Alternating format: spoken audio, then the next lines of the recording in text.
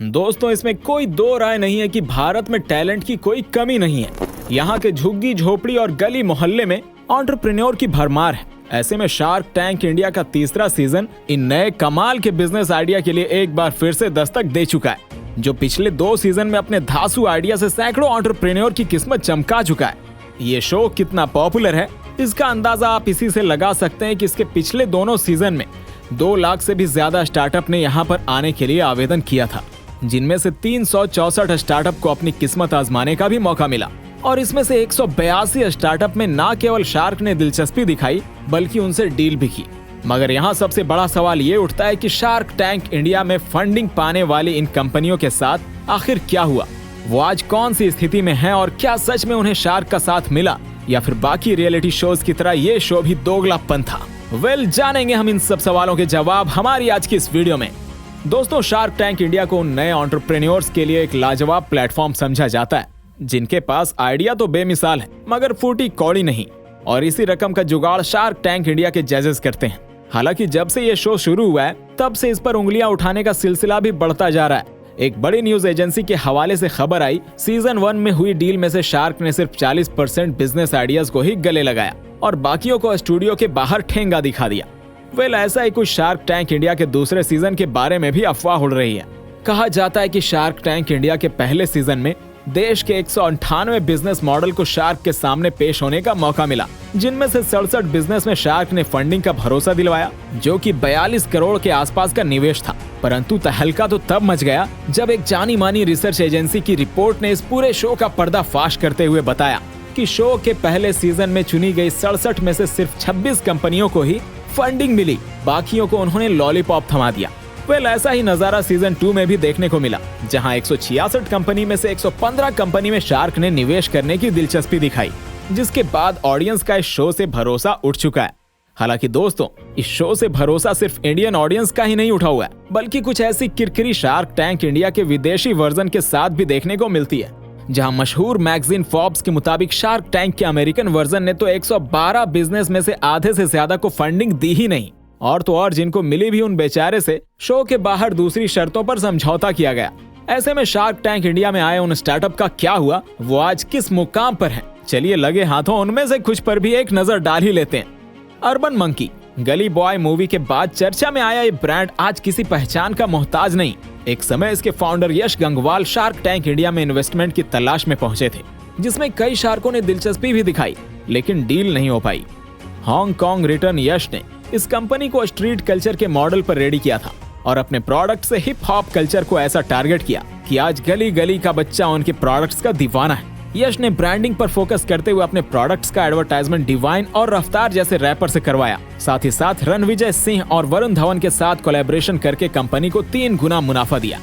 Pharma Lama दोस्तों, बीमारी कभी बता कर नहीं आती और ऐसे में खुद को फिट रखने के लिए हमें अक्सर दवाइयों का सहारा लेना पड़ता है। लेकिन कुछ लोग ऐसे भी होते हैं जो डॉक्टर के पास तो चले जाते हैं मगर दवाइयों को टाइम से लेना भूल जाते हैं। इसी प्रॉब्लम का सॉल्यूशन देते हैं 3 दोस्त अचिंत्य, अर्जुन और दीपेश के द्वारा खड़ी गई 2020 की फार्मा लामा कंपनी, जिसका काम था आपकी रोजमर्रा की जिंदगी में लेने वाली दवाइयों को अपनी पैकिंग में चेंज करके टाइम और शेड्यूल के साथ आप तक पहुंचना, ताकि सही समय पर सही दवाई खाई जा सके।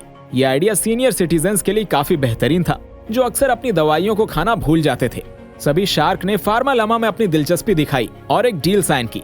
गजब बात तो तब हो गई जब स्टूडियो के बाहर फ्लिपकार्ट भी इस कंपनी में इन्वेस्टमेंट करने के लिए इंटरेस्टेड हो गई। फार्मा लामा के दिन मानो बदल गए, लेकिन तभी 2023 में दिल्ली केमिस्ट एसोसिएशन ने कंपनी को बंद करने का लीगल नोटिस भेज दिया। दरअसल दोस्तों, ओरिजिनल पैकिंग और उसके कंपोजिशन के बिना दवाइयों को बेचना कानूनी अपराध है, जिसमें फार्मा लामा बुरी तरह फंस गया। और फिर इस कंपनी का क्या हुआ, ये अभी तक खबरों में नहीं आया। ठेका कॉफी, ठेके पर शराब को बिकते तो आप सभी ने देखा होगा, लेकिन क्या आपने कभी कॉफी को बिकते देखा है? जी हाँ, भूपेन मादान का यह अनोखा बिजनेस स्टाइल लोगों के बीच अपनी ऐसी अप्रोच से काफी फेमस है। ठेका कॉफी लोगों को बियर की बोतल में कॉफी सर्व करता है, वो भी पलंग तोड़ नेक्स्ट लेवल कॉफी की जवानी जैसे इंटरेस्टिंग फ्लेवर के साथ। और जब भूपेंद्र ने अपनी कॉफी का चस्का शार्क को चखाया तो उन्हें ये कॉन्सेप्ट भी काफी पसंद आया, मगर फंडिंग के नाम पर किसी की जेब से एक फूटी कौड़ी नहीं निकली। परंतु भूपेन के लिए रास्ते यहीं बंद नहीं हुए। ये शार्क टैंक से बाहर निकलने के बाद उन्हें रिलायंस और माइक्रोसॉफ्ट जैसी कंपनी ने अप्रोच किया जिसके बाद ठेका कॉफी के कार्ट रिलायंस के ऑफिस में सप्लाई होने लगे और देखते ही देखते ये कंपनी दिन दुगनी रात चौगनी तरक्की करने लगी। हाल ही में ठेका कॉफी को दुबई की एक जानी मानी कंपनी जेनिथ ने 2.5 करोड़ की फंडिंग दी। भूपेन का सपना है कि ठेका कॉफी का कार्ट देश के हर शहर के गली मोहल्ले तक पहुंचे। स्निच दोस्तों, इसमें कोई शक नहीं कि फैशन के इस दौर में लड़कियों के लिए तो तमाम तरह के ऑप्शन मौजूद हैं, मगर जब बात हम लड़कों की आती है मामला थोड़ा फीका पड़ जाता है। बस लड़कों की इसी समस्याओं को सॉल्व करने के लिए सिद्धार्थ ने स्निच की शुरुआत की। सिद्धार्थ ने लड़कों के लिए रंग बिरंगे शर्ट, डिजाइनर हुडी के साथ साथ फॉर्मल की भरमार लगा दी। सिर्फ कंपनी का लाजवाब पैटर्न ही नहीं, उनके कपड़े की क्वालिटी भी उम्दा थी। शार्क टैंक में स्निच ने सभी जजेस का दिल जीता और सभी ने मिलकर 1.5% इक्विटी के बदले 1.5 करोड़ सिद्धार्थ की झोली में डाल दिया। आखिरकार शार्क टैंक इंडिया में आना स्निच के लिए काफी फायदेमंद साबित हुआ और उसके बिजनेस में 30% से ज्यादा का रिवेन्यू हाइक आया। आज ये कंपनी 11 करोड़ से ज्यादा का मुनाफा हर महीने बटोर रही है। द सैस बार, ऋषिका नायक की ये यूनिक कंपनी के प्रोडक्ट देखने में तो मिठाई की तरह लगते हैं, लेकिन हकीकत में वे साबुन की टिकियां हैं। सिर्फ कोई आम इंसान ही नहीं बल्कि शार्क भी इसे देखकर खाने का सोचने लगे। मिठाई की तरह लगने वाले ये हैंडमेड सोप पूरी तरह नेचुरल इंग्रेडिएंट्स से तैयार किए गए, जो कि बॉडी के लिए कहीं से भी नुकसानदायक नहीं है। 2019 में शुरू हुई इस कंपनी ने बॉडी शॉप के अलावा गिफ्टिंग आइटम्स पर भी फोकस किया, मगर इसके लिए इन्हें बड़ा इन्वेस्टमेंट चाहिए था, जिसमें उनकी मदद शार्क ने की और 35% इक्विटी के बदले 50 लाख रुपए ऋषिका के हाथ में थमा दिए। बस फिर क्या था, शार्क के हाथों इन्वेस्टमेंट का होना ऋषिका के लिए जैकपॉट साबित हुआ और उनकी मार्केट सेल 6 लाख से बढ़कर 15 से 20 लाख प्रति महीने हो गई। फ्लैटहेड्स, एक ऐसा ब्रांड जिसके owner Ganesh Balakrishnan shark tank season 2 के सबसे ज्यादा चर्चित शख्स हैं, जिन्हें शार्क टैंक में पहुंचने पर महसूस हुआ कि उन्हें अपनी कंपनी बंद कर देनी चाहिए। हाई मार्केटिंग एक्सपेंसिव की वजह से उन्हें काफी लॉस का सामना करना पड़ा था और गणेश इससे काफी डिप्रेशन में जा चुके थे। उन्हें शार्क टैंक आखिरी उम्मीद लगी, मगर वहाँ से भी गणेश को खाली हाथ लौटना पड़ा। गणेश को लग रहा था कि आप वह सब कुछ खो चुके हैं, लेकिन तभी उनका एपिसोड पूरे इंडिया में ऐसा वायरल हुआ कि देखते ही देखते उनके सारे शूज बिक गए।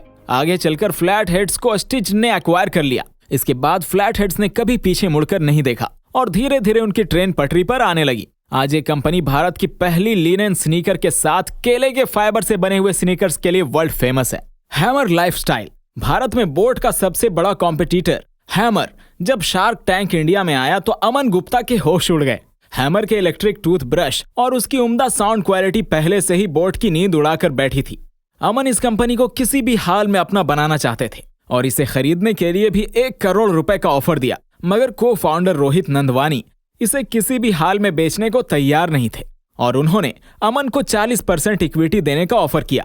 बात फिट बैठ गई और फिर जो हुआ उसे सुनकर आपकी भी आंखें फटी की फटी रह जाएंगी। जी हाँ दोस्तों, शार्क टैंक इंडिया से जाने के बाद हैमर का रिवेन्यू आसमान को छूते हुए नजर आया। उन्होंने एक दिन में 1 करोड़ रुपए की रिकॉर्ड तोड़ बिक्री की, साथ ही फाइनेंशियल ईयर 2023 में 50 करोड़ की नामुमकिन कमाई। आपको जानकर हैरानी होगी कि अमाउंट इतना बड़ा था जो कि पूरे शार्क टैंक इंडिया शो के रिवेन्यू का 6 गुना था। तो दोस्तों आज के लिए बस इतना ही। अगर आपको हमारी ये वीडियो पसंद आई तो इसे लाइक करके ज्यादा से ज्यादा शेयर करना बिल्कुल ना भूलें। Thank you so much. मिलते हैं ऐसे ही किसी इंटरेस्टिंग से अगले वीडियो में।